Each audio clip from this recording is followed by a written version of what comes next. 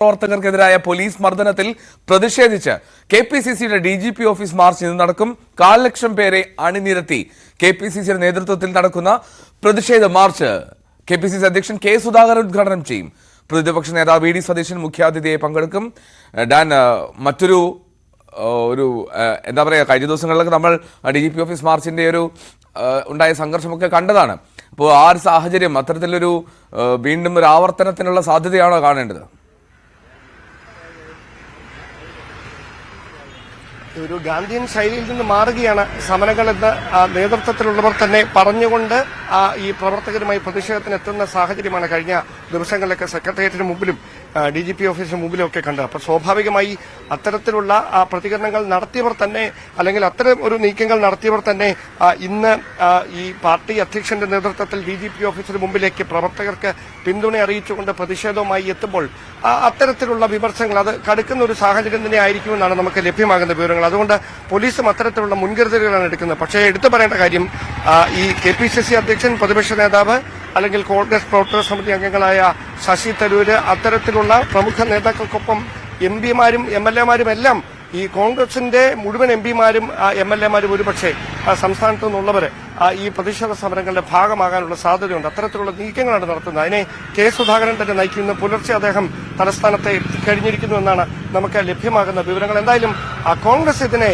ഈ സമാപന ദിവസം തന്നെ, അതായത് നവകേരള സദസ്സ് സമാപിക്കുന്ന ദിവസം തന്നെ സർക്കാരിനെതിരായുള്ള വിമർശനം കടുപ്പിച്ചുകൊണ്ട്, അല്ലെങ്കിൽ നവകേരള സദസ്സിനിടെ പ്രതിഷേധമുയർത്തിയ യൂത്ത് കോൺഗ്രസ് KSU പ്രവർത്തകർക്കെതിരായ പോലീസ് ഡിവൈഎഫ്ഐ പ്രവർത്തകരുടെ മർദ്ദനത്തിൽ പ്രതിഷേധിച്ചുകൊണ്ട് ഇത്തരത്തിലുള്ളൊരു യാത്ര നടത്തുമ്പോൾ, അല്ലെങ്കിൽ ഒരു പ്രതിഷേധ മാർച്ച് KPCC ഓഫീസിൽ നിന്ന് DGP ഓഫീസിലേക്ക് നടത്തുമ്പോൾ അത് പ്രതിപക്ഷത്തിന്റെ ശക്തി പ്രകടനമായി മാറും. അത്തരത്തിലുള്ള 1.25 ലക്ഷത്തോളം ആളുകൾ ഈ പ്രതിഷേധ സംഗമത്തിൽ പങ്കെടുക്കുമെന്ന വിവരം തന്നെയാണ് ലഭിക്കുന്നത്. എന്തായാലും DGP ഓഫീസ് ആയതുകൊണ്ട് സുരക്ഷാ മേഖലയാണ്. അവിടേക്ക് മറ്റു തരത്തിലുള്ള പ്രകോപനങ്ങളൊന്നും ഉണ്ടാകാൻ പോലീസ് ആഗ്രഹിക്കുന്നില്ല. അത്തരത്തിലുള്ള മുൻകരുതലുകളൊക്കെ അവരെടുക്കുന്നുണ്ട്. പക്ഷേ പ്രകോപനം ഉണ്ടാകാനുള്ള സാധ്യത പോലീസ് തള്ളിക്കളയുന്നില്ല. അതുകൊണ്ടാണ് വലിയ തരത്തിലുള്ള സുരക്ഷാ ക്രമീകരണങ്ങളിലേക്ക് പോലീസ് കടക്കുന്നതും. ക്രിസ്മസിന് 2 ദിവസം മാത്രമാണ് ബാക്കി നിൽക്കുന്നത്. ആ സംഘർഷ പശ്ചാത്തലത്തിലേക്ക് പോകാതെ സമാധാനപരമായി ഈ കാര്യങ്ങൾ അവസാനിപ്പിക്കുക എന്നൊരു വലിയ വെല്ലുവിളിയാണ് പോലീസിന് മുമ്പിലും ബാക്കിയാകുന്നത്. ശരി ഡാൻ, എന്തായാലും ഈ നവകേരള സദസ്സൻ ഇന്ന് സമാപനമാകുമ്പോൾ തലസ്ഥാനം അത് എത്തരത്തിലായിരിക്കും ഇതിനേക്ക് ഉൾക്കൊള്ളുക എന്നാണ് കാത്തിരുന്ന് കാണേണ്ടത്. എന്തായാലും സംഘർഷഭരിതമാകാനുള്ള സാധ്യതയുണ്ട് എന്നാണ് മനസ്സിലാക്കാൻ കഴിയുന്നത്.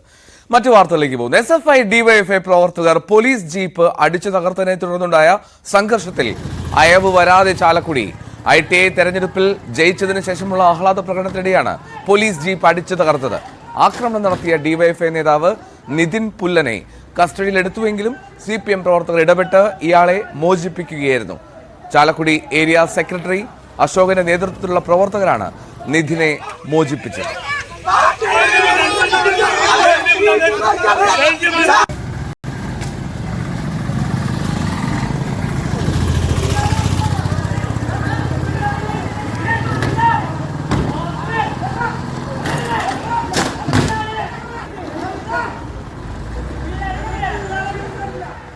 തുടർന്ന് ഇന്നലെ രാത്രി പോലീസും CPM പ്രവർത്തകരും ഏറ്റുമുട്ടി. നിരവധി പ്രവർത്തകർക്ക് സംഘർഷത്തിൽ പരിക്കേൽക്കുകയും ചെയ്തു. സംഭവത്തിൽ 5 DYFI പ്രവർത്തകരെ പോലീസ് കസ്റ്റഡിയിലെടുത്തു.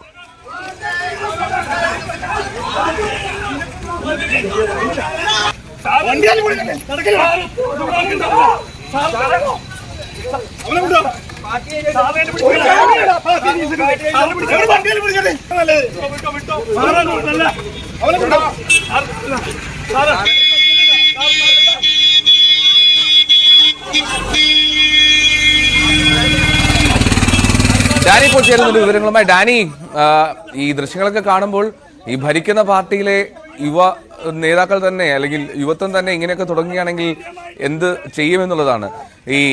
എന്താണ് ഇപ്പോൾ ചാലക്കുടിയിലത്തെ ഒരു അവസ്ഥ?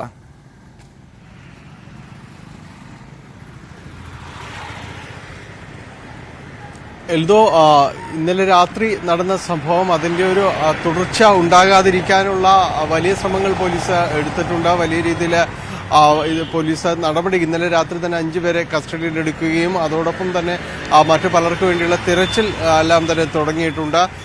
ഇത് വലിയൊരു സംഘർഷമായി വളരാതെ നേരത്തെ എൽദോ സൂചിപ്പിച്ചതുപോലെ ഇത് ഭരിക്കുന്ന പാർട്ടിയുടെ യുവജന വിഭാഗവും പോലീസും തമ്മിലുള്ള ഒരു ഏറ്റുമുട്ടൽ എന്ന രീതിയിൽ തന്നെയായിരുന്നു അത് വലിയ രീതിയിൽ സർക്കാരിനും പ്രതിസന്ധി സൃഷ്ടിക്കും, വലിയ രീതിയിൽ രാഷ്ട്രീയമായി ചർച്ച ചെയ്യപ്പെടും, ഉപയോഗിക്കപ്പെടും. അപ്പോൾ അത്തരം ഇതെല്ലാം തന്നെ മുന്നിൽ കണ്ടുകൊണ്ട് പ്രവർത്തകർക്കിടയിലും CPM നേതൃത്വവും ഇടപെട്ടിട്ടുണ്ട്. ഈ രീതിയിലേക്ക് കാര്യങ്ങൾ കൊണ്ടുപോകരുത് എന്ന തന്നെയുള്ള ശക്തമായൊരു സന്ദേശം ഇവർക്ക് നൽകിയിട്ടുണ്ട്. ഇന്നലെ നടന്നത് പെട്ടെന്ന് ഉണ്ടായ ചില പ്രകോപനങ്ങൾ അതിൻ്റെ ഒരു ഭാഗം തന്നെയായിരുന്നു. വളരെ പെട്ടെന്ന് ഉണ്ടായതുകൊണ്ട് ആർക്കും തന്നെ നിയന്ത്രിക്കാനും കഴിഞ്ഞിരുന്നില്ല. IT തെരഞ്ഞെടുപ്പുമായി ബന്ധപ്പെട്ടുണ്ടായ ആഹ്ലാദ പ്രകടനങ്ങളും മറ്റുമാണ് ഈ രീതിയിലേക്ക് പോലീസുമായി ബന്ധപ്പെട്ടുകൊണ്ട് SFI പ്രവർത്തകർ ആദ്യഘട്ടത്തിൽ ഇങ്ങനെ ഒരു അസ്വാരസ്യങ്ങളിലേക്ക് നീങ്ങുകയും പിന്നീട് അത് ഒരു സംഘർഷമായിട്ട് തന്നെ മാറുകയും എല്ലാം തന്നെ ചെയ്തത്.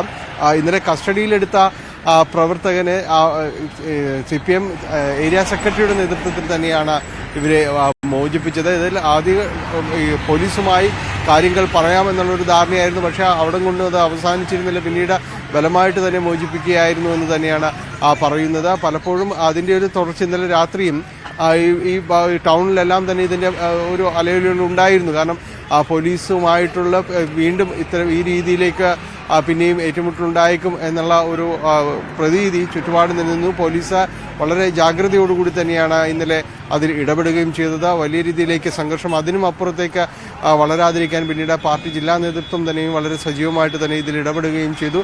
5 പേരെയാണ് നിലവിൽ കസ്റ്റഡിയിൽ എടുത്തിട്ടുള്ളത്.